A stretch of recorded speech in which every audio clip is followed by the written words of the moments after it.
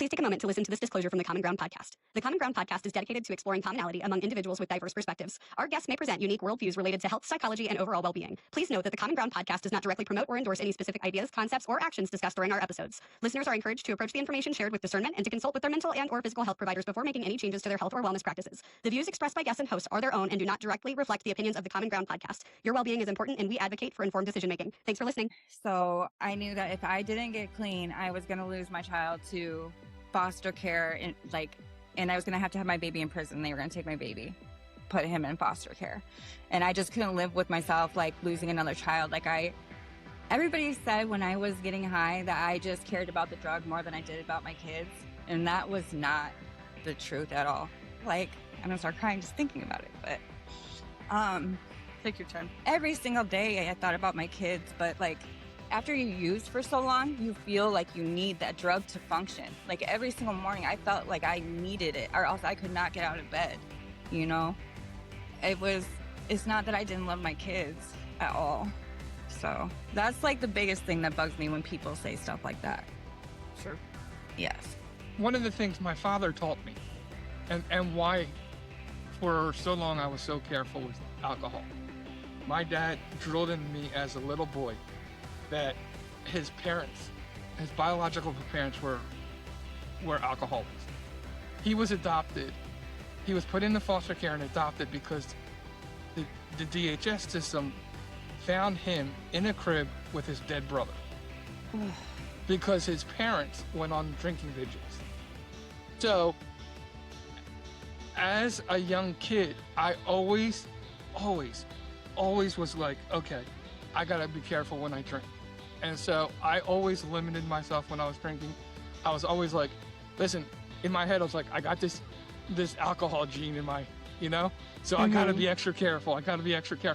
Well, when I went in there, I was it's so embarrassing. If you look at me from my past to now, I was ghetto. I just had no filter. I was awful. I was not a girl's girl. I did not get along with girls. I just hung out with guys. I could stand females. I'm the complete opposite now that I'm sober. But I really had to take a big look at myself, and realize I was the one that was causing all of this.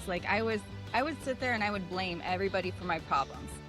I didn't have my kids for years, and the reason why that is because I couldn't just put down the drugs, I would sit there and I would blame, my kid's father's family, but they were trying to keep my kids safe and away from me because I was using, So all in all, I just had to take a big look at myself in the mirror and realize, that it was me, that I was the problem, and own up to everything. And I had to learn to forgive as well. So I had to learn to forgive, people that I never thought I would. I call bullshit on the systematic obstacles. I have people come to me like that all the time. Well, the reason that you are where you are is because your dad owned a multi-million-dollar company. Screw you. My dad hasn't given me anything in my life. Right. Nada. As a matter of fact, I had to cut him out of my life in order to get where I am. He hasn't contributed to me emotionally, and I think that some people would use that if you live in poverty, that drugs are just around or whatever. Move. But here's what people don't understand. When you try to run away from your problems, you take you with you. That's your problem. Is look in the mirror. Because if Jesus is all that you have, then you have all that you need. So I call total BS on that. Welcome to the Common Ground podcast, where stories connect, perspectives collide, and purpose is found in the middle. Every week, we sit down with unique and inspiring guests that come from all walks of life. People who challenge the status quo, overcome the odds, and live with intentionality. Whether you're driving to work, on your morning walk, or just looking for that spark to ignite your week, you're in the right place. Welcome to the Common Ground podcast with your hosts, John Fletcher and Sydney Kurt. Welcome to the Common Ground podcast. Yes, it is your boy. It is Philly. It is John. Call me anything but late for dinner. I am always here for you. I am so excited about this episode. And always, I get the master of disaster, the queen of everything, Miss Sydney Curtin. I was How's it trying to going? come up with something clever and I could not do it, Sydney. I'm sorry. It really felt like it. The master of disaster has been my life today, so I really, for what it's worth, appreciate that. Thank you for seeing me as I am. Oh. Talking about like weird stuff that happens, right? So this weekend I'm walking around and I see this lady and she's carrying a ladder. And so I was like, "Oh, are you in construction?" She goes, "No, I'm an esthetician." I said, "So why are you carrying a ladder?" She goes, "Because I want to take skincare to the next level." That's a good one. I love it. Very nice. So why are estheticians great at relationships? Because they know how to deal with the breakouts. Ah, yes. Another good one. Let us know which one your favorite is in the comments. Vote on Philly's dad joke of the day. Yes, and we got an awesome episode for you. Um, Today we are talking with Danielle Hart, an esthetician, a mom of four, a woman in long-term recovery after years of meth addiction. Her story is raw, real, and packed with hope for anyone who feels trapped in a cycle that can't break. Now, Danielle Hart is a licensed esthetician based in Cedar Rapids, Iowa, and the founder of Hart Aesthetics, with a professional focus on clinical results delivered through a personalized experience. Danielle has established herself as a go-to expert for advanced skincare in the corridor area. Known for her expertise in custom facials and corrective treatment, Danielle specializes in a range of high-demand services including chemical peels, dermaplaning, precision waxing. Her approach to aesthetics blends technical proficiency with a dedication to client education, helping individuals navigate their unique skin journeys with confidence. When she isn't in the treatment room, Danielle is active in the local beauty community, sharing insights and results that highlight the intersection of self care and professional skincare science. Very nice. Everybody, for those of you listening that do know about esthetician work, just know that John doesn't. So we're going to lean on Danielle for our episode today. You did a What good was that job. word? You did I good. actually don't know though. So in your intro there, the what word was he saying? And dermaplaning. Okay, so what's that? That is like just basically removing the hair, like peach fuzz and stuff off the face with a blade. Should I know that? Yeah. So I was raised by a single dad, and so I constantly joke that I was like my karma is that my daughter doesn't just have my personality, but she is the girliest girl that I know. And I am screwed when she becomes a teenager because I don't know anything about this stuff. And she'll ask me for these like braids that I don't even know. I can barely braid my hair. And she's going to want me to do her hair and we're going to do makeup and I'm going to learn because that's what moms do. Right. But yeah. so when he said that, I had this moment where I was like, yeah, same. Like he said that he like stuttered over the derma word. And I was like, yep, I would have. I don't even know what that means. Yeah. Hold on. It takes hard work to make me look so good, okay? Yeah, he gets up. I can really help you out, early and John. stays up really late to maintain everything that he's got going on. Danielle, thank you for being with us today. Where are you calling in from? I am in Cedar Rapids, Iowa. Okay, very nice. Is that where you grew up? No, I'm actually from Mason City, Iowa. It's like more northern towards Minnesota. Okay, but native to Iowa. Yes. Very cool. Yeah. And you're a mama too. Yes. How many kiddos do you have? I have 4 kids. Okay, that's special. Mhm. Well, we've got a lot to unpack today, and I think that our viewers are going to get a ton out of this episode. So we're going to dive right in so that we can get to some of the meat and potatoes of your story. You started using at 17, correct? Right. How did you get exposed to the types of drugs that you were using? So I actually started when I was in high school. So my mom was an alcoholic, and with that happening, like I never wanted to be home ever. So I was constantly with friends, and eventually, like I got kicked out of my house for not being home all the time, so then I moved in with my friends. Um, my parents also owned a restaurant, and they wanted me to work a lot, so I couldn't do, like, sports and all the activities after school because I was working a lot. So I wasn't really in with, like, the popular crowd per se. So I kind of turned to, like, the partying scene more Mm, so. yeah. And, yeah, so I accidentally did actually meth for the first time. I thought it was cocaine, and it turned it out to be meth. That's really scary. Yeah, What was that yeah. experience like for you? Did somebody set you up that way? Like, where you Well, what happened was, like, there was a bunch of us, and they set out lines on a tray, and I just thought it was coke, and then I snorted it, and it hurt really bad, and then I found out it wasn't what I thought it was after I did it, and, my heart started racing, like, they're like, "Don't freak out," but, like, after that, it was game over. Yeah. Like, I ended up liking it Mm, after the initial freak out. right. Yeah. What do you feel like even before that instance? Was that kind of your go-to after that event happened, or did you still use others like Coke? Yeah, it started off with me more so drinking because my parents owned a restaurant, so I would, like, take, like, beers out of the fridge, like, just do stupid stuff. But, and then it kinda turned into, like, I smoked pot, then it went from pot to, like, coke to pills and then meth, and then, yeah, from there it was So how high school, so you said 17, so, like, that was towards the end of your high school career, so Mhm. it started, like, with the alcohol and other things earlier in your high school career then? Yes, yep.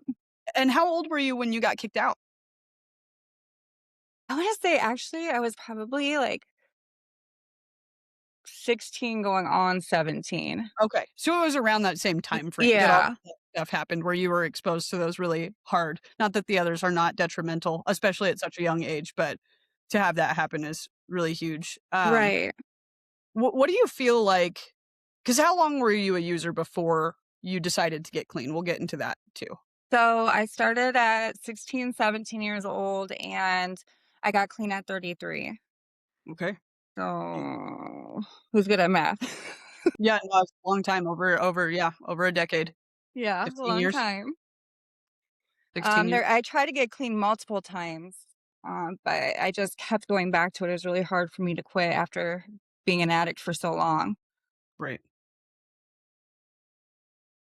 So, did you say your mom was an alcoholic? Yes. So, how did you feel about your mom being an alcoholic? It killed me. Like, I didn't like to be home at all. Like, I didn't like to see her like that. It wasn't just like she drank. She drank so bad that she would black out and, like, she would, like, bang her head on the stairs, like, she'd have bruises all over. She was just mean, and then the next day, she would wake up and not remember any of it, and then be the sweet mom that I love. So it was like mental torment, seeing it. It just it was bad. So, you're a perfect person to really get into this part of it for me. And this is really the most interesting part of for me because I don't understand it. I grew up in the inner city in the hood in Philadelphia, and I grew up in a drug infested area. Saw what drugs did to people, you know, saw the path that doing drugs would lead down. And I consciously made a decision early on in life that I wasn't going to be a number.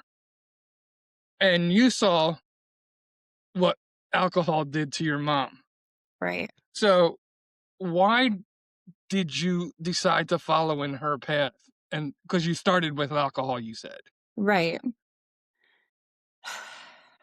I felt like I was socially accepted with the group I was hanging out with, and I felt like I didn't really have family at that time, so my friends were all I had, so, I mean, that's, like, what we did.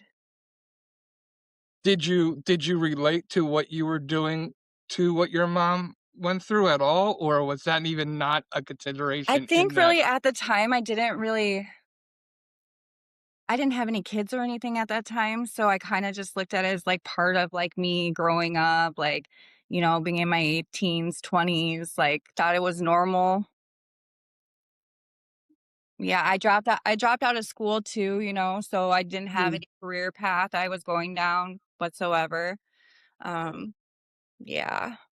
Was there a time through that journey where you related it personally, not maybe to your mom, but you were like, "I'm heading down the same path that my mom headed down."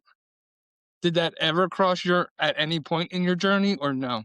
I mean, it did, but it didn't because I felt like when I did drink, I was more like a happy drunk, could get along with people, and she was just mean and blacked out. Like we were just two totally different types of drunks, you know what I'm saying? It doesn't make it right by any means, but like that's why I didn't really compare myself to her, I guess.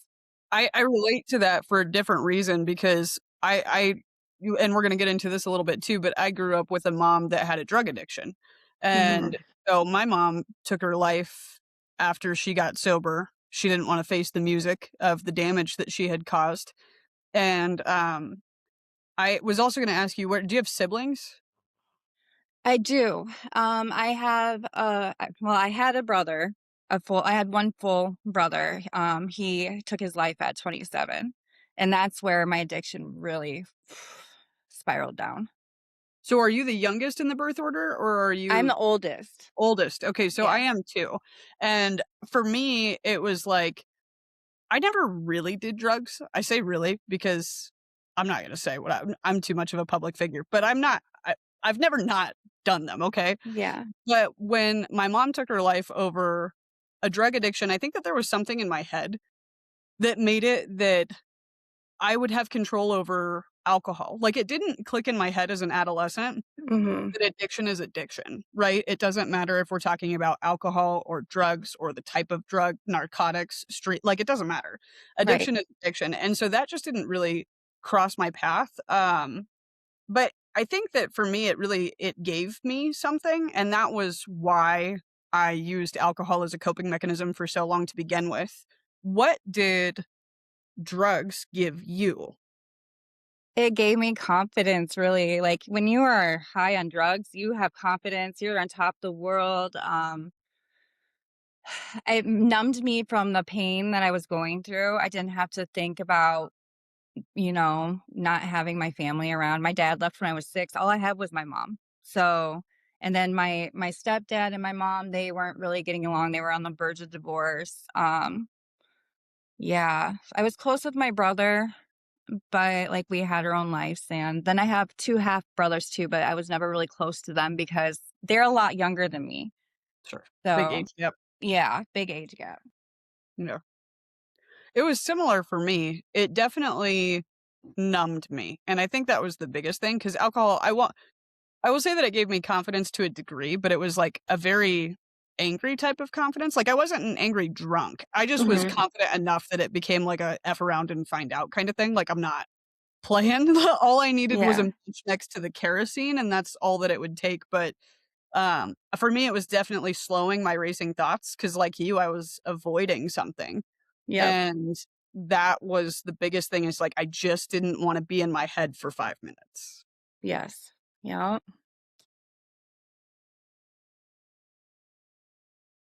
They say it takes somebody so many times to attempt to quit Mhm. before they actually do quit. How many times did you attempt to stop A or get lot. help more? So I was able to quit with my first 2 children. When I had them, I was able to get clean as soon as I found out I was pregnant, didn't use, and then after I gave birth, like, I gained weight, I got bigger, so I knew that the meth would take it off, so then I started to use after I was pregnant. That was, like, a huge problem. That's, like, a huge trigger for me is weight gain also. Um And then, I was in and out probably of, like, 4, 5 different treatments, and they were only, like, 30-day treatments, so they didn't really do anything for me, but the last one I went in, I was there for a whole year. So and then they really dug deep into, like, traumas and stuff like that, make you face the music of everything you've done throughout your addiction, and it really helped. What was the breaking point? Because after that many times, I mean, like, and that's a chemical thing. So, like, addiction, and I'm sure that John will bring this up too. I think that getting into these things is a choice, but getting out of them does become chemical. Mhm. It's like that's where it has altered your brain chemistry, and filling those dopamine receptors requires a lot more because of the stimulus that you've given your brain through whatever your choice vessel is. And so that's why quitting is so hard, is because it quite literally alters your brain chemistry in a way that makes it feel impossible to fill that again. But I mean, everybody has a rock bottom, so to speak. What was it that put you in that year-long treatment, or that made you decide, like, this has to be? Well, I mean, I didn't have, my 3 kids. I didn't see them for about 2 years. Um, and then, I was pregnant. I got pregnant again with my last child. Um, I ended up having warrants for my arrest, on Crime Stoppers. I had a friend send me a picture of my mugshot that they seen on there. So I knew that if I didn't get clean, I was gonna lose my child to foster care, and I was gonna have to have my baby in prison. They were gonna take my baby, put him in foster care. And I just couldn't live with myself, like, losing another child. Everybody said when I was getting high that I just cared about the drug more than I did about my kids, and that was not the truth at all.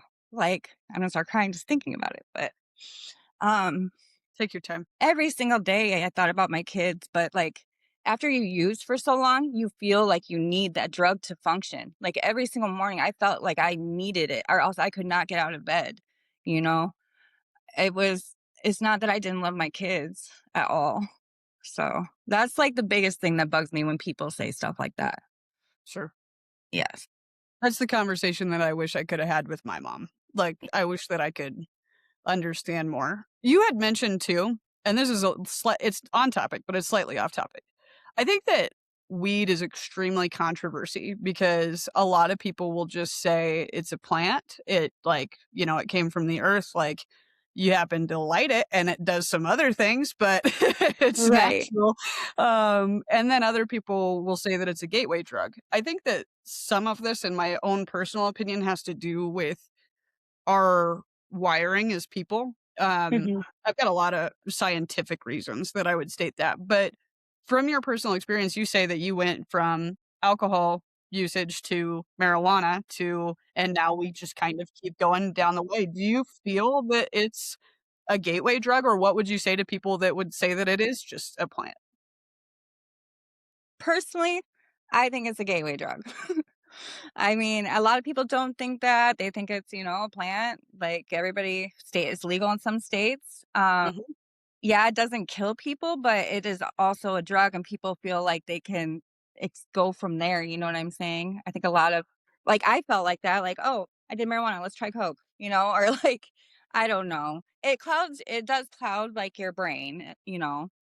So personally, I think it's a gateway. With I me really being an addict, appreciate I'm that. gonna say that. No, I love that. I mean, from your position, I really love that because I don't think that it's talked about enough. I think that there are the people that their own fear, rightful fear, gets in the way of them using other things, but I don't think that that makes it not a gateway drug. I think Well, that that makes their judgment just more sound or rooted, whether that's from life experience or education or what, like, inability to access other things. But I don't care if it doesn't kill people. It still makes you do dumb shit. Just because the actual drug doesn't kill people, that doesn't mean that people haven't died from DWIs or DUIs mhm, using this under the influence. Like, people die from other things related to consumption of this drug and people lace drugs all the time, all the time. Yeah. all the time, and that's the scary thing because I have smoked weed that was laced, and it's not anything Yeah. pleasant. Right. So, yeah. So that this is an interesting conversation because I know there's a bunch of people who would say that weed is no different than alcohol, and if alcohol is legal, then weed should be legal. And to a point, I can somewhat agree with them, but on the point there, I don't agree with them because all this stuff, like, first of all, it can be laced, it can have different stuff on it, like, it can be really, like, it's real, like, today, I don't know how people do it today with fentanyl being out there, with everything else Yes, being yeah. out there. Like, I'd be scared to do something because there's just no proof that you're getting something that's clean. Right. Right. Um, and I mean, if it's laced with fentanyl, like, dude, like, something that was not supposed to be harmful, or, you know, or could benefit you with some health benefits, you know, now is really just destroyed your life. Hmm. Yeah, Um, and that is different than alcohol. for And that sure. would be one of my biggest components. But Well, I also don't agree that alcohol should be as, Accessible accepted and as it yeah. is. No, I completely agree with that. Like, It's people literally called die all the spirits. time from Yeah, that. people die of alcohol poisoning, like, again, DUIs, like, it's destroys your body from the inside out. Have a very serious spiritual battle with alcohol now. Like, not personally, just like the Mm. actual what it does to you from a, like, biblical perspective, from my own lived experience with it. The fact that it's called spirits, like, it doesn't sit Yeah, well with me. It I shouldn't didn't be. think about that. Yeah. so no, so here's the great and $1 million question. Just because something has an addictive quality to it or it can do harm, because you know what, if you really want to go down the rabbit hole, or the the road, food, like, Mhm. look at me, food does damage to us. Food Absolutely. is not like, especially the food in America, like Yes. the food in America compared to the food all over the place is horrible. And people are overweight because this is addictive. Again, I'm not saying that, I'm not one to talk about fat gene, but like weed, like alcohol, when we eat and we have the sugars and we have this certain substance that they put into our food, it does stuff to our brain that triggers the dopamine. Mhm. Yep. And like Lay's is motto was, you can't just have one chip. And the reason is they put stuff into that chip so that psychologically you can't just have one chip. It's like the stuff that they put in there was addictive. Right. Um, so like, so just because, like, where's the responsibility? Because some people could go, well, alcohol in itself isn't an issue. It's the overuse of alcohol. It's the addiction to alcohol. It's the I think that that's drinking too supported much. in the Bible. I think that that's supported in the Bible when it says drink, but do not be drunk. Right. So people would use the same thing with weed. People will use the same thing. And what I'm saying is, the $1 million question is, what's the real issue? Is it the substances that we're doing? Sex. There are people who are addicted to sex, like, because Mm. addicted to porn, especially porn. Porn is no better than weed or alcohol because it gives you that dopamine release, and it changes the way you perceive other human beings. Um, it it creates pedophiles. It creates um a lot of different other kind of criminal stuff. Um, Dead pedophiles don't reoffend. Clip that. True. But they'll throw a drug addict away for a very long time. Let's not even so get started on that. so the $1 million question is it the substances? Is what will you do with it? Go ahead, Danielle. Wait, what was the question? I'm sorry. Is it the substances that we should be worried about, or is it what we're doing with it? You know? I think it's a little bit of both, but I mean, I grew up with addicts in my family, and I do believe that part of it is genetic as well. Like, my grandfather was an alcoholic, like, it just goes down the line. So I think it might be in my brain chemistry as well. And I'm one of those people that just, if I get that dopamine rush, then like I want more, like I'm an addict. That's just me. And like some people might not have that, some people can just probably stop and be done with it. So can I speak on that genetics part because I've heard the genetics thing Yes. before. And a lot of people will say that, and I'm going to go back to the fat gene, that genetically you're supposed to be fat because you have these certain genes in your DNA. Supposed to be? Okay, So, sorry, finish. well, Yeah, more inclined to be fat okay, because you have got it. these fat genes. But if you these genes just didn't pop up. These genes, our DNA has been that way since the beginning, and the amount of overweight people in the world has increased only since the last like 40, 50 years. It wasn't it wasn't a thing before, and they still had the same genes. So does does the genes, do they play a role? Yeah. But again, I think that takes away from personal responsibility when we go, well, because one of the things my father taught me, and why for so long I was so careful with alcohol. My dad drilled in me as a little boy that his parents, his biological parents were alcoholics. He was adopted.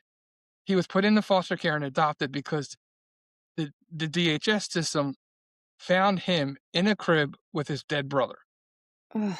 because his parents went on drinking binges. So, as a young kid, I always, always was like, okay, I gotta be careful when I drink. And so I always limited myself when I was drinking.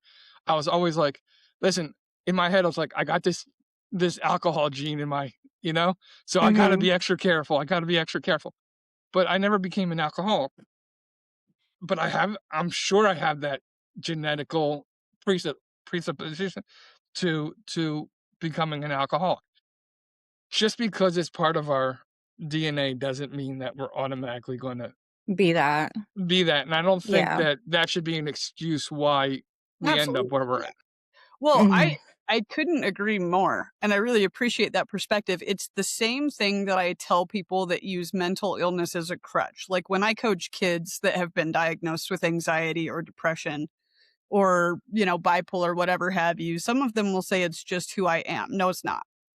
Because everybody has a thorn in their side and a thorn that they carry, but it doesn't define you. It may be something that you have to deal with or manage differently than others have to deal with it, but it doesn't define you.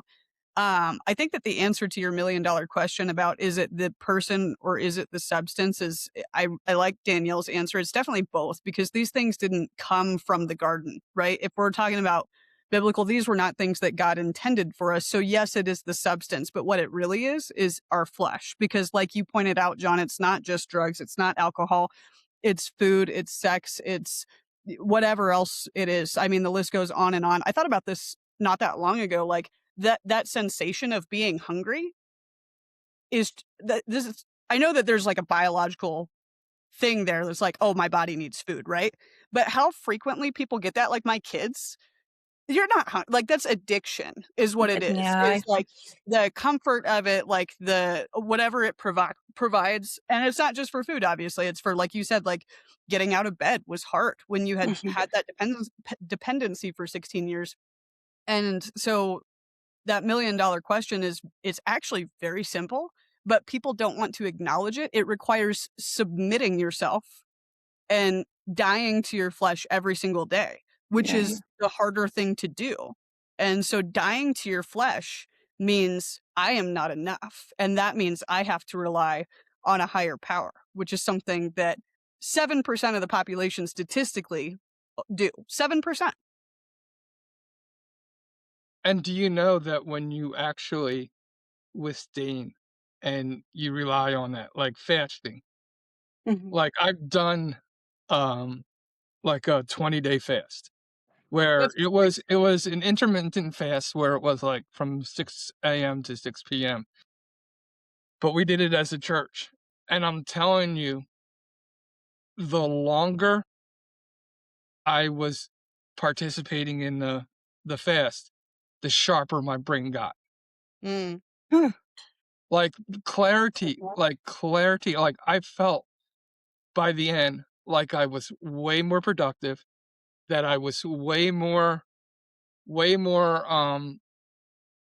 almost smart, or like I didn't get the cloudiness that I do in everyday normal. I would have whipped through the introduction that I did with you without even I would have He's called been on it. that Z word without a problem, because my clarity in my brain would have been so much more focused. I found myself more focused on things, not easily distracted. The dopamine and all those things that go on in our brains distract us from being who we were made to be. Yes, that's so true. I've always Yes. wondered why that Bible verse is left out. Have you ever looked at the missing scriptures from the Bible? No, but I want to. There is quite literally, you can pull out a Bible and look at this. It will not be in there. I promise you. Matthew 17:21. And it says, um, but this kind does not go out except by prayer and fasting. And it's talking about, like the previous scripture is talking about how to die to your flesh. Like this whole chapter here is about that. And I just find it so interesting that the newer translations of the Bible, because this is when we're in New Testament, when we're in Matthew. So this would have been Greek. And it's just interesting to me, if we go back and look at those Greek words, that this is what was removed from the most recent English translations of the Bible is, but this kind does not go out except by prayer and fasting. And fasting is not something that's practiced a Yeah, I was lot gonna in say I've our never society done it. today. Like I want to try it now. It's because like John said, like the power of fasting and prayer and fasting together it's incredible. There's actually been I've heard stories of guys, like health guys who have had like people with cancer. They go on this fasting pilgrimage pilgrim is it Pilgrimage? pilgrimage, yes. And they come back healthy.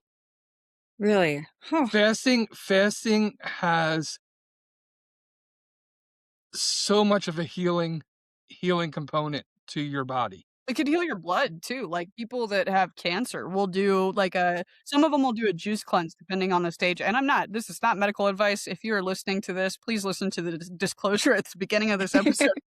I'm not a doctor, but I did. I had this guy that went to church with us for the longest time. He still goes to that church. I just don't attend that specific church anymore, but he battled cancer for years and years and years. And he did like a 30 or a 40-day fast, something insane. And then he did a juice cleanse at the end of it to come out of it. And that juice cleanse lasted for either 7 or 10 days. And it was just organic, farm grown, raised produce that put it in a juicer, and that's all that he had for the next, I think it was 2 weeks. And they went back in, and he was it wasn't like full remission, but his blood work had improved so much that they weren't even recommending chemo anymore. They were like, whatever you just did, keep doing it. And he's been in remission now for forever, but he still does this once a year. He'll do a really long fast. I don't know how long it is anymore. And then he'll do this juice cleanse multiple times a year in replacement of a full fast. I'm definitely gonna have to look into this. Crazy. Yeah, I'm impressed. It's also pretty powerful, because you realize that mind over matter Yeah. really is a thing, and how once you start to tell your body, I don't need food, like I don't need to eat, like I have power over my body. There's a power that comes from that. You start to realize that just because your body's telling you that you need something or you want something, that you don't have to listen to it. And David Goggins is I don't know if he fasts, but he's real big on the whole mind over matter, where like he says that most people quit when they have another 30% left in their body. to do things. And so he pushes back everything. Now he has pushed himself to the point of literally death. But but he's gone so much further than he ever thought was possible, because your body will tell you to quit because your body is trying to protect you. Um, but it's protecting you. It's like if your gas tank would tell you that you're running out of fuel when you have 80 miles. 30%, Yeah. 30% left, like 100 miles left in your tank. Yeah, I'm not it gonna was lie though, it still stresses me out in my car because I got a V8, and the way that I drive, it actually means that I've got like 20, so I got to get gas. But I know what you're talking. I have an electric car. I've gotten down to like 4 miles left. oh my god. Nobody can bring you gas. They're like, you And don't need. How does and it I was happen? crying all the way to the charging station. That's so stressful to even think about. Like, What if you were to run out of power? you just push it; it's electric. Like, You got to get towed to a charging station. Oh my god, no. no, no, thank you. It is an interesting complex. I remember, and this is to like kind of take us into the next segment too. Even my coach, I did track. I was really good at it too. I had some pending scholarship offers before I decided to quit for a lot of different reasons. But my dad used to say when he was training me on the weekends, when I'd be like, I'm done, like I'm exhausted, like I can't do anymore. He's like, you can do one more of anything. And that saying, my dad hasn't done a lot of good things in his life, not for me, anyways. And that saying has just always stuck with me, though, is that you can do one more of anything. And so now, when I'm training personally, when I am like wrapping up my day, like I cannot do anymore. I always have this lingering thing in the back of my head that's like, you can do one more of anything, and I'll just push myself by saying Yeah. that. It's kind of my MO now, has become. And for you, it seems like that was getting your kids back. Yeah. Yes, definitely.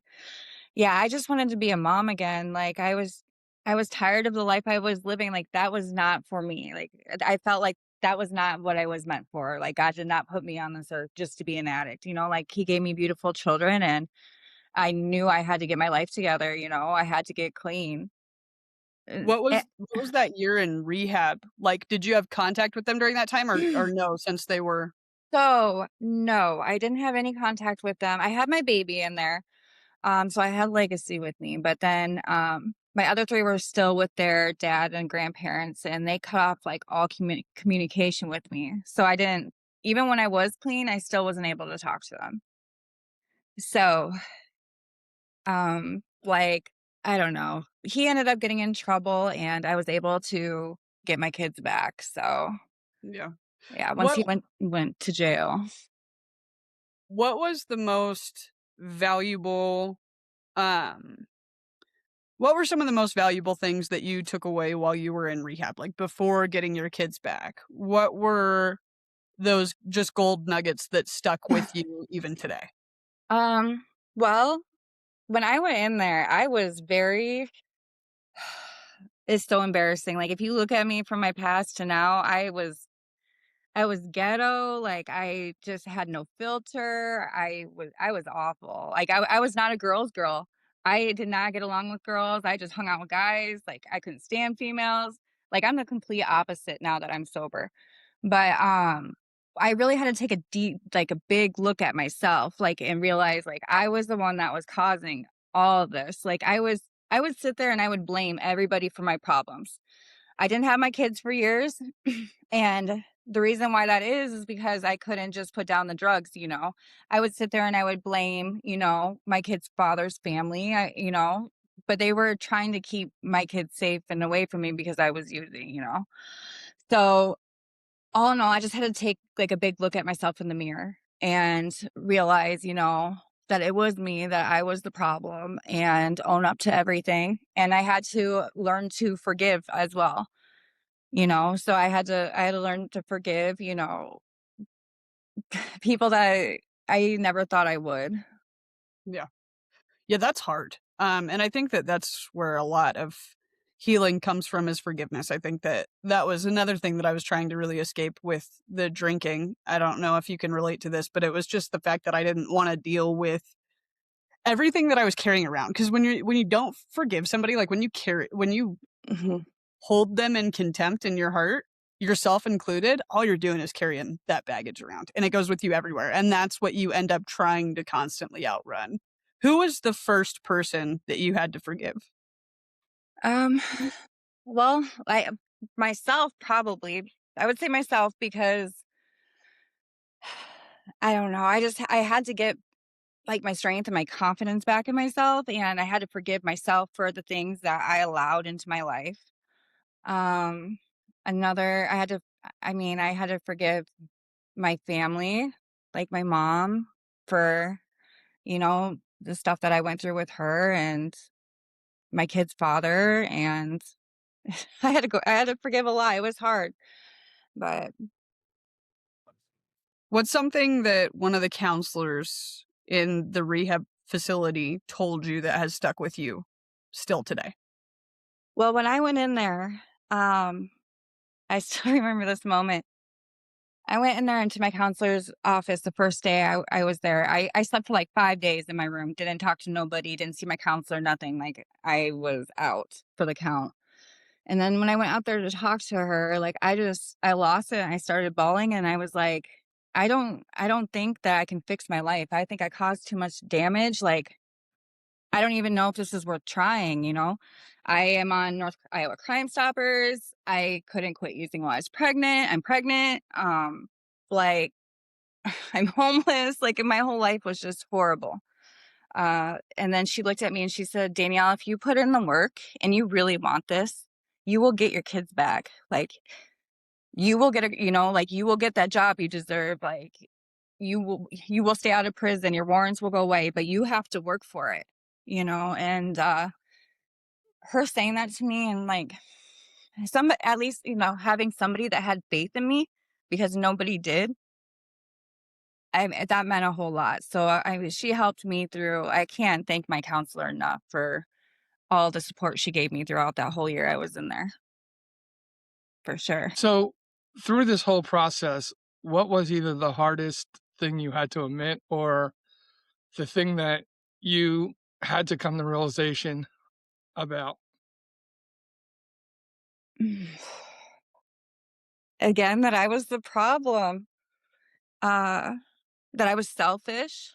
I I mean, I should have tried to get clean years before. I lost so much time with my children, like especially my two younger boys, Leo and Jax. Like I lost so much time with them, like, them walking, their first steps, their first words. Like I had to forgive myself for that. And at that point when I was in there, I didn't think I was gonna get my kids back. I thought that they were gonna be kept from me forever. And so it was kind of like a miracle when it did happen because it was very unexpected. So I'm just really thankful that I stayed in there and just kept doing what I was doing, even though I didn't have them. I'm glad you did too, because no one did that for me. And I know that that would have meant more to me than the outcome of my situation. What did getting your kids back look like when you left the facility? Like, was it how long after you had been Okay, clean? so I was actually in the facility when it happened. I Okay. was in a mother child treatment facility. So my kids lived with me in there. But when it happened, DHS called me and told me that I could go get my kids from Mason City, and I had a friend pick me up, and we went and got them, and oh my god, I remember them, like, grabbing their little bags and jumping into my car, and it was just so unreal. Like, I didn't have them for so long, and I wasn't sure how it was gonna be because, like, are they gonna remember me? Especially my youngest, like, I left him when he was a baby? So, but they jumped in my car with open arms, super excited to be with mom, and, like, I don't know. I will remember that day for the rest of my life, and that's a big reason why I will never use again. Mm. I never thought in a million years that that was gonna happen with me, ever. What I had lost faith in getting my kids back. Really, I did. What do you want to instill in your kids from what you went through? I want to instill in them like never give up. Like if you want something, go for it. Just never give up. Have confidence in yourself at all times. Like never think that you can't do something because you can. Like if you put your mind to it, you can do it. And I tell my kids that every day. Like they can be whatever they want to be. Just go for it. Do your kids know your past? Do you plan on sharing their Um, past or oh yeah, my kids have been through a lot because I struggled with addiction and their dad also struggled with addiction. So unfortunately, it's what they grew up in and uh so they're just really happy that I'm clean now. They forgave me. My youngest I don't think really understand it, but my oldest definitely does. And she is Right. super proud of me every single day. Hmm. It makes me happy for you. How old was she when you got her back that year? You said 7-year age gap or 9-year age gap between, because you were pregnant or had just had your youngest, right? Okay, so my oldest is 13, my youngest is 4. So How, okay, so you had just had your baby because you had your baby while you were in the treatment center, right? yes, yes. And what's the age gap between the two of them? Between my oldest and my Youngest? youngest, Yeah. there's about 9 years. Okay, so Sorry, my she nose was is running out. 9. No, that's okay. So she was 9 when you went and got her that day? Yes, yep. What did she say to you? I just remember her jumping in and, like, she was just really excited. I have the picture. I still have a picture of all my kids and me, like, the day I got them like, in my car when I picked them up, and she told me okay, this is what she said to me. She told me that every single night that she would pray that I would come back in her life and that I would get better because she needed me. Mm. And that's another thing that broke my heart. Like when she told me that when I got her back, like I just wish I would have done it sooner. So What would you say about how much of there were 2 questions I wanna ask. I actually wanna save one of them for one of our final segments, so I'm gonna reword this.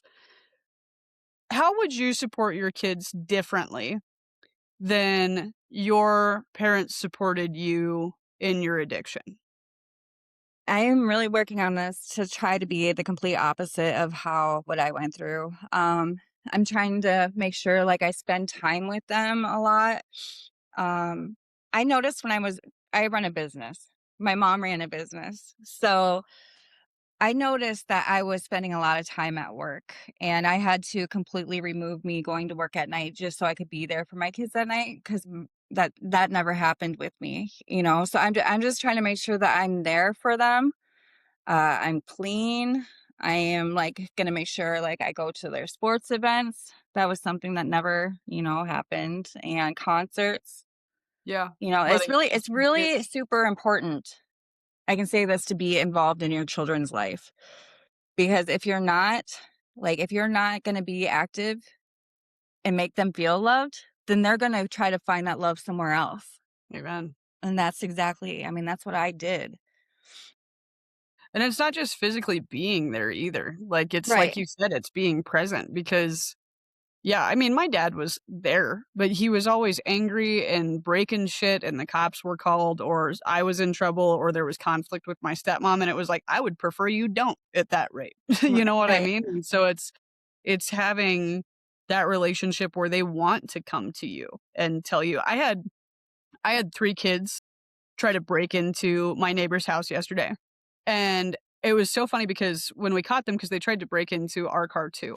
And when we caught them and got them back and they're sitting with the cops, it was just, I'm just observing the personalities of these kids. And it's so interesting what you can see, like now as an adult, in the tendencies of children at this age, like this, like adolescent, young, early teen years.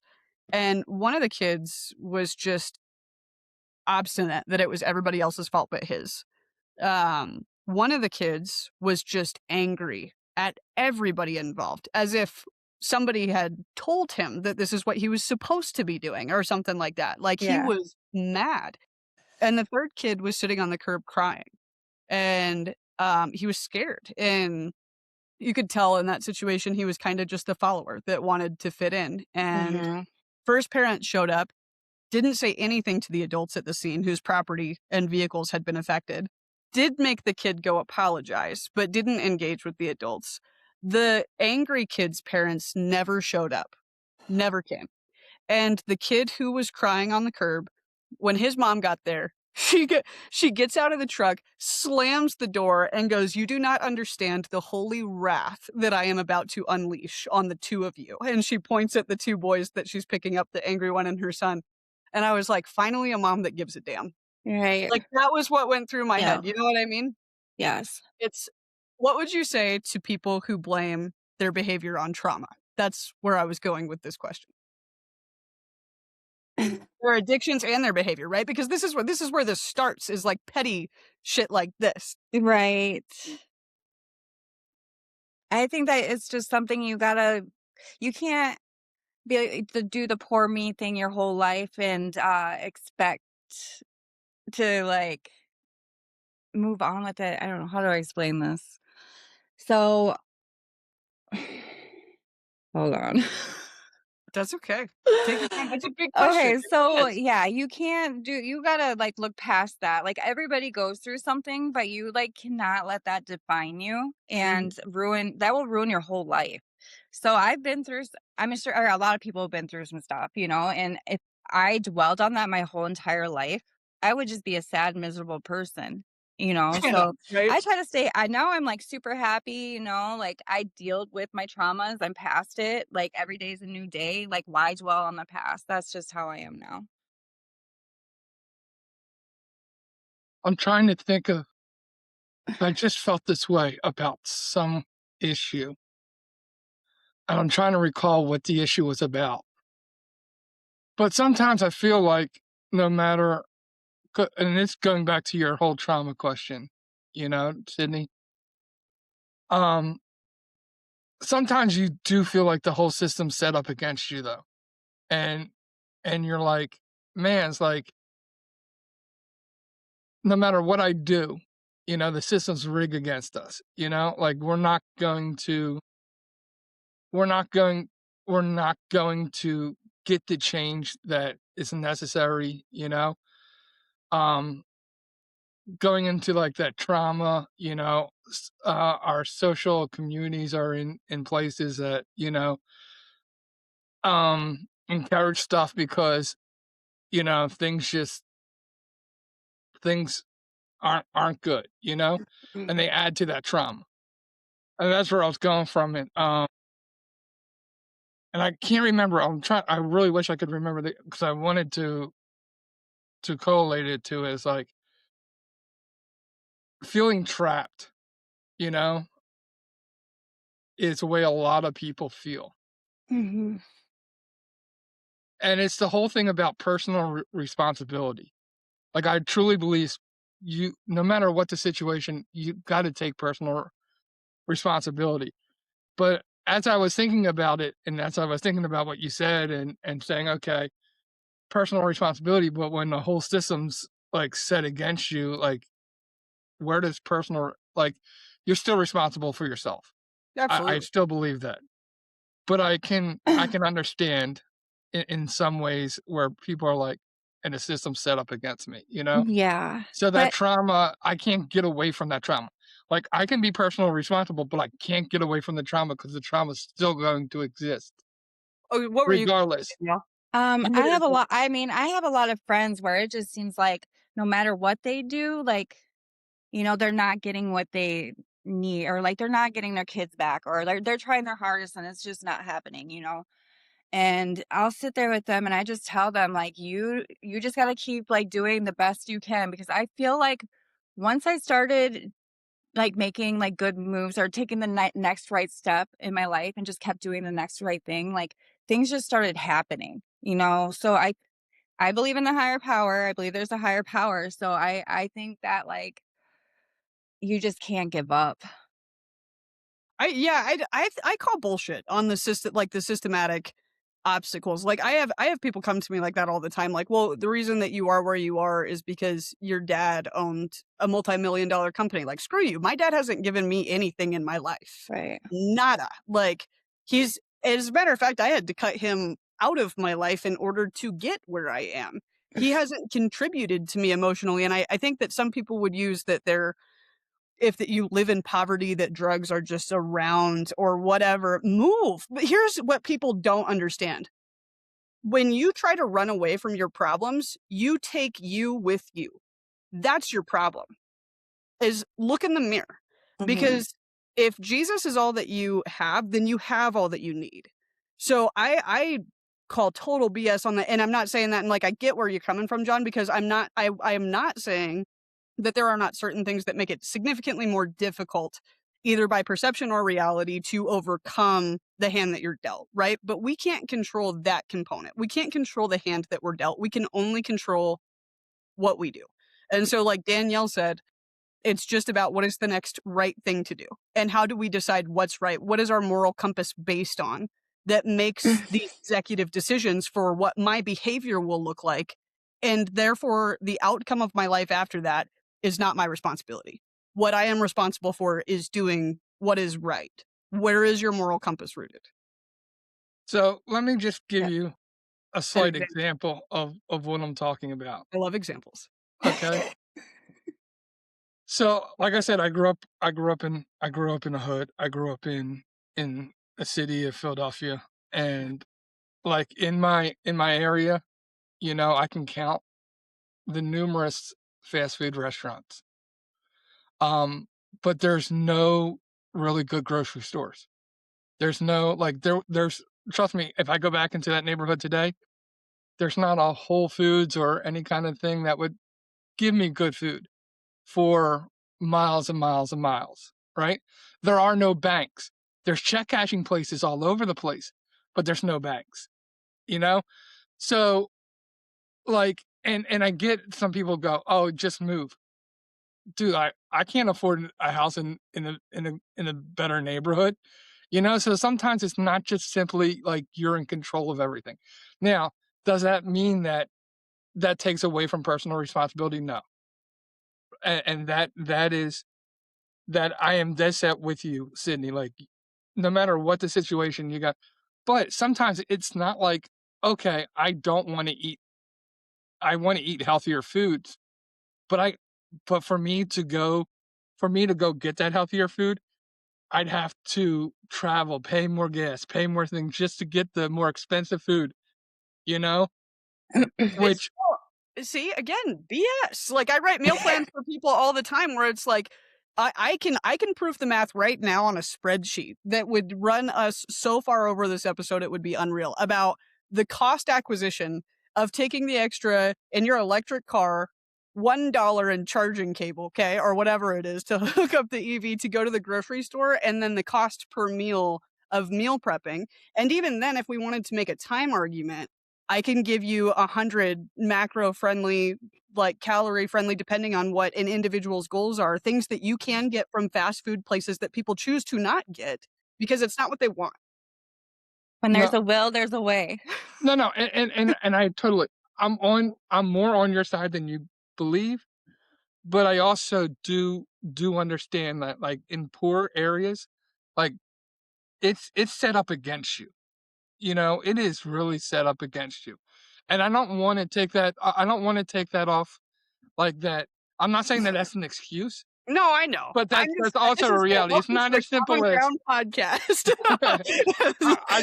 I want to make it clear. It's not always the simple like, oh, I can just easily Well, that's part of the go. reason, John, that I don't live in my hometown actually as well, is because it was probably like that. It's very like you see people riding around on bikes, pulling trailers, just all messed up on drugs, like all over the whole town. It's hit.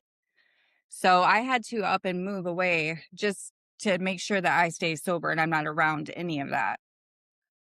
So yeah, I believe like sometimes you just gotta up and leave, like Sydney said. Yeah, but I know people who just can't afford to do that. I couldn't do it either. I called Medicaid and they gave me a ride out of there.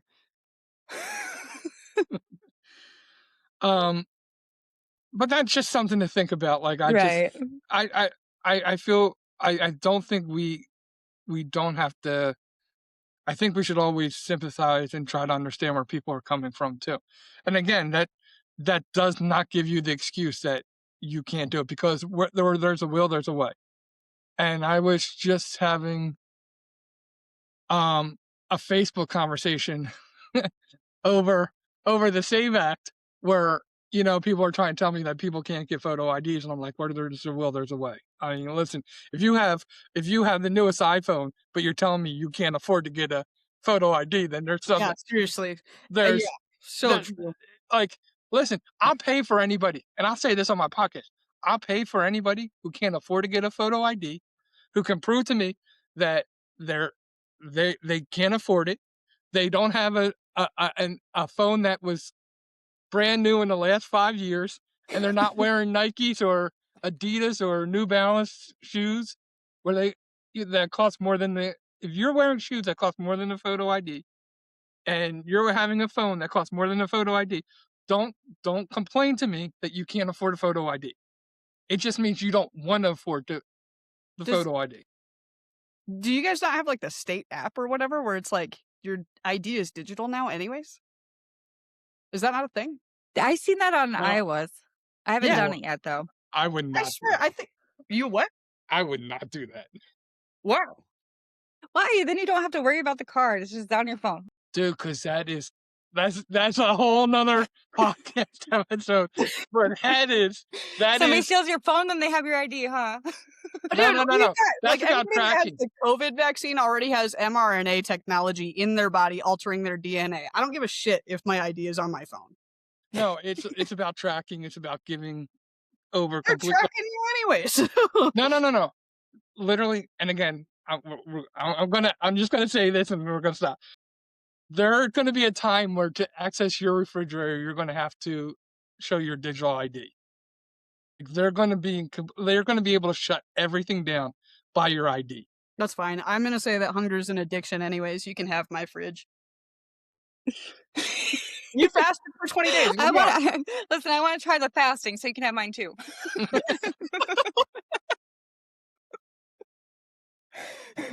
Well, this has been a great episode. Actually, I loved the way it was more of a conversation too. I really thought it was a great conversation. It was. If you could go back to any point in your life and you could tell yourself something, what would you say to yourself, and what time would you go back to? If I could go back in time, I probably would go back to when I moved out of my mom's house. I probably would have done things differently, and I would tell myself, that I am loved and I am strong and I didn't need validation from people. If I wouldn't have needed that, then I wouldn't have went down the path I went. Awesome. Love it. Key takeaways. My key takeaway is that I think overall we've been talking about it, is that it really comes down to just personal accountability, and that is either reaching out for help when you need it, being real with yourself, not making excuses, dealing with the pain instead of running away from it, personal accountability. It's easy to run away. It's easy to take the easy road. In the Bible, they say there's a wide road and there's a narrow road, and that wide road is very easy to travel. The narrow one is stony, it's hard, it's going to beat you up, it's going to take a lot more effort. But that narrow road is the road that's going to lead you to happiness. And sometimes, like the Wizard of Oz, we stray off the yellow brick road, we stay off and I'm going to say the yellow brick road's a narrow road right now. We stray off that yellow brick road, and eventually we have to find our way back. Um, so no matter where you are in life, you know, the narrow road is still there. You can still find the narrow road, just because you maybe have gotten off, you have gotten sidetracked, you can always come back to the narrow road. Um, it'll take hard work. You'll have to go through some bushes, through some thorns, probably get beat up a little bit on the way back to the narrow road. By a scarecrow or what? Lion, bears, oh my. Lions, tigers, and bears? Tigers, yeah. Lions, tigers, bears, oh my. But yeah, the narrow road is definitely worth getting back to, And yeah, all your friends are going to be on that wide road. All the people, because everybody wants to be on that narrow road. That wide road is a party road. Mm-hmm. Nobody's caring about you on that wide road. Very true. The people who are on the narrow road care about the people on the narrow road, and you're worth it. You're definitely worth it. You're loved. You deserve to be on the narrow road. Don't let anybody tell you you're not, that all you're good for is that wide road, because you're not. You're great for that. You're made for that narrow road. And I hope to see you on it. I got so many key takeaways. I'm going to try to it's called key takeaways because I want to have this one solid thing, but it was just so packed with such good information. To you, Danielle, and to anybody that has overcome addiction, I have so much respect for you because it was the thing that, as the daughter that was orphaned by my mom, you did what I needed my mom to do that I never got. And, my mom used to always say too, she was so smart. And one of the most valuable things that she left me with was that the right thing to do is usually the harder thing to do. And she used to tell that to me when I was in trouble or ask why I had done something. And I'd answer in whatever child-like way I answered. And she would always finish those parenting moments with the right thing to do is usually the harder thing to do. And the harder thing to do is to face the music. The harder thing to do is to face yourself. The harder thing to do is to get clean.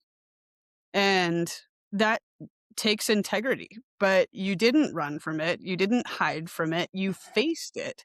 And that's what matters, is that your babies are home with you now. And that's an opportunity that me and my brothers didn't get. And there's a lot of kids who don't get that because of addiction. Right. And your story can just give so much hope to the people that are battling right now, and hopefully too to the kids that grew up like me, or maybe are growing up like me in earlier stages of life, that needed to see that somebody could overcome it, because when they see it defeat the people that they were supposed to be able to depend on, it affects their perception of what they can handle in life. Yeah. And they need to know that it's possible, but you chose harder. You chose the harder thing to do, and that changes generations. I say all the time, and it's just a quote, but I love this quote: generational trauma ran in my family until it ran into me. Mm-hmm. Like, Amen.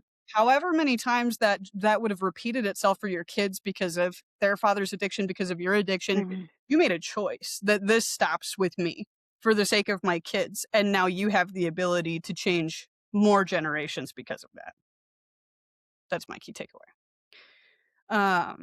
But you have so many gold nuggets of wisdom, and there's been so many in this episode. But if you wanted to just leave people either fighting with recovery or facing a decision, or maybe that just has a family member that has struggled with this, what is the one piece of wisdom that you would want people to walk away from this episode with? That you are strong enough to do it.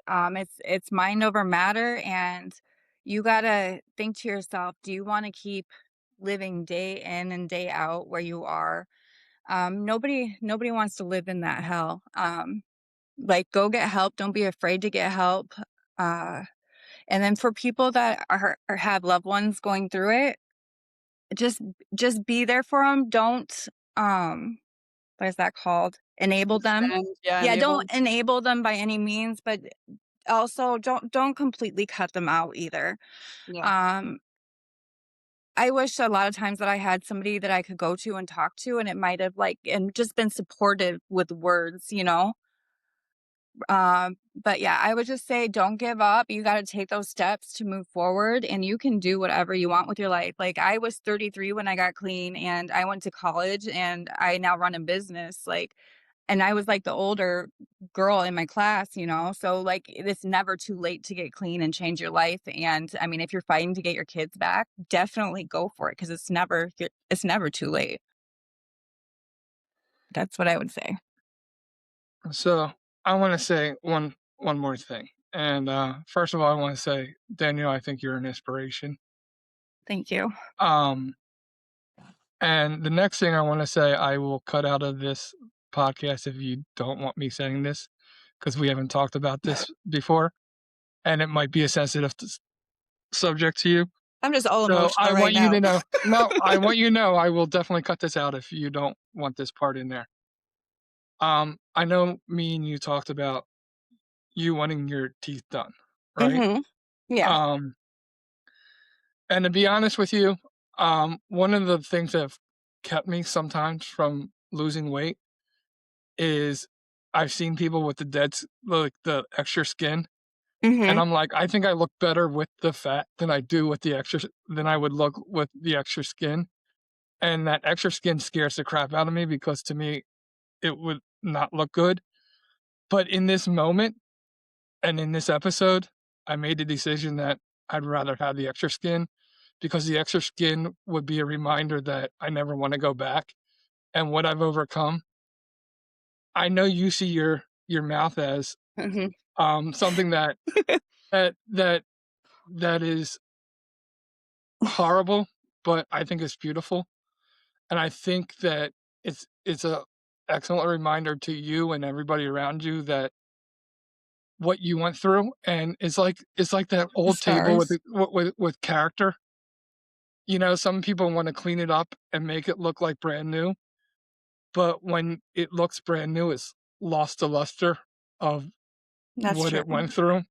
And I would hope that actually you don't fix your teeth. You're beautiful the way you are, Well, thank and you, you're John. inspiring.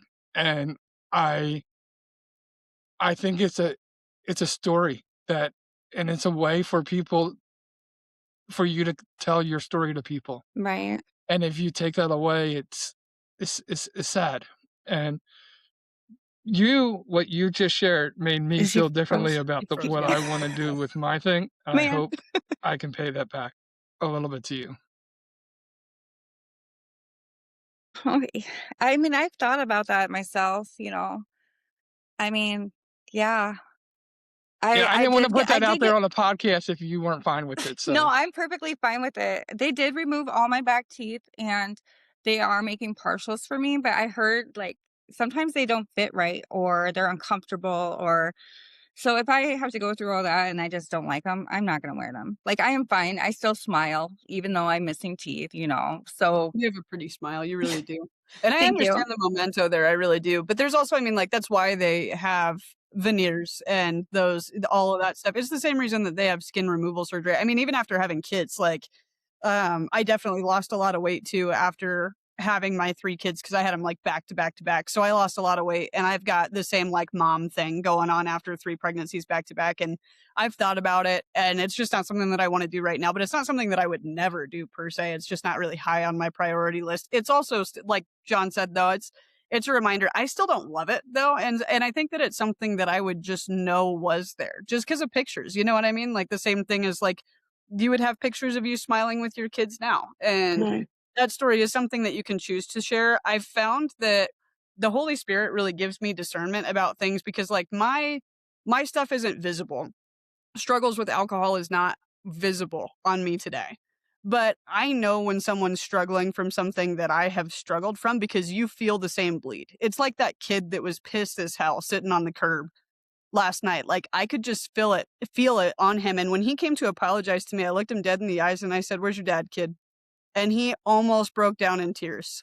And the mom that had come to pick him up was like, "He's not," and shook her head. And I put my hand on his shoulder and I said, "I know, because I used to do the same thing in order to get what I thought would make my parents love me or pay attention to me. And I promise you that this is not how you do it." And it's just like, I'm only saying that to point out that, like, I think that intuition is gifted to you after you've had that kind of life experience. Mm-hmm. Yes. You know what I mean? Yeah. So I'm not saying one way or another. I love you both. I don't care if you fix your teeth. I don't care if you get skin removal surgery.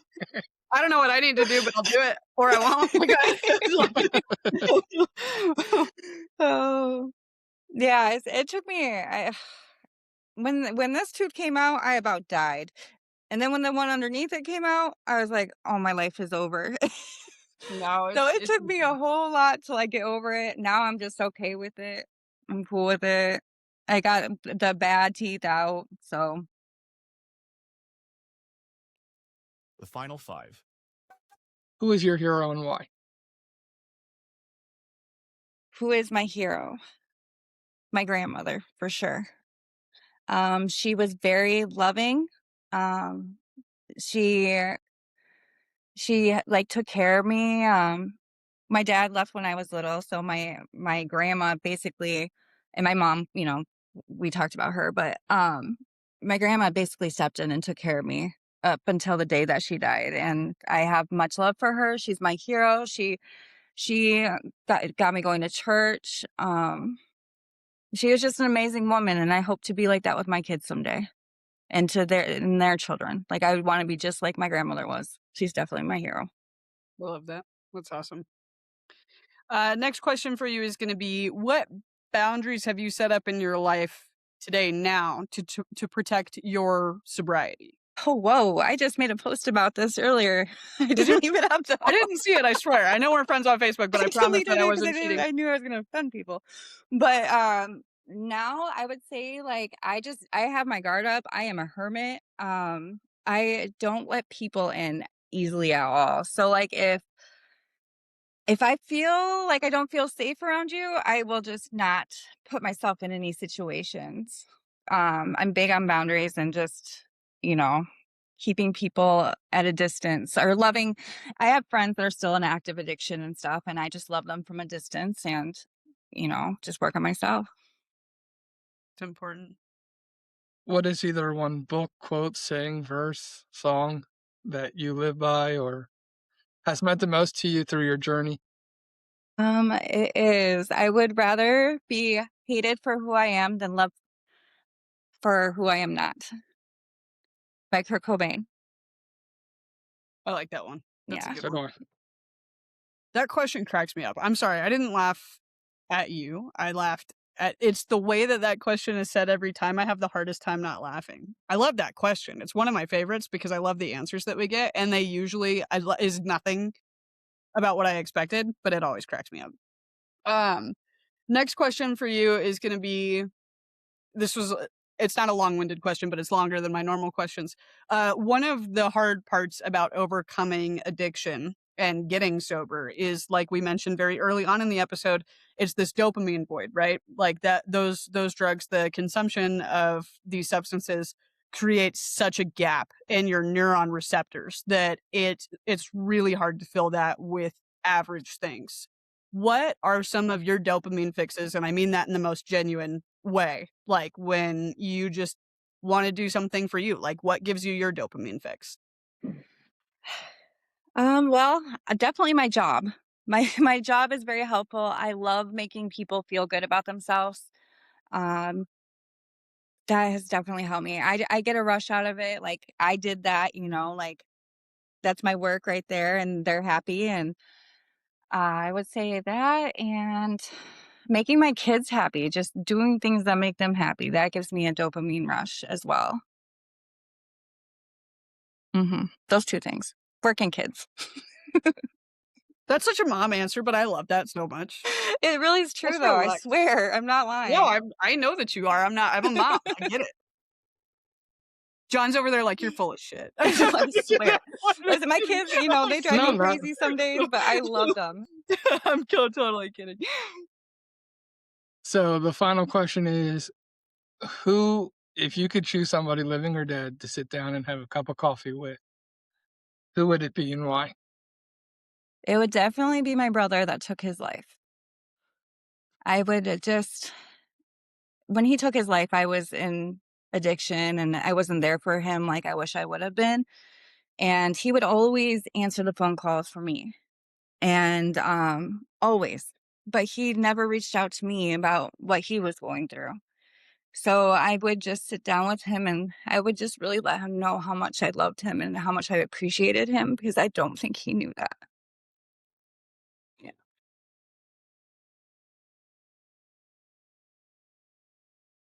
How much older are you than, like, what was the age gap between you and your brother? 2 years. No. Yes. Yep. So it was really hard. We were really close. Yeah, I'm really sorry about that. Yeah. Well, Danielle, we didn't even get to touch on your wonderful business, not as much as I would have liked to anyways. Everybody listening out there, this woman is so talented. Please go to her page and we're going to drop the links below. But just so that it's also said in case people are driving, if people want to learn more about your story, ask you questions, follow you, get set up to come visit you at your business, where should we send them to? Well, I own Heart Aesthetics. I'm located inside of Twisted Scissors and Wellness Studios in Cedar Rapids.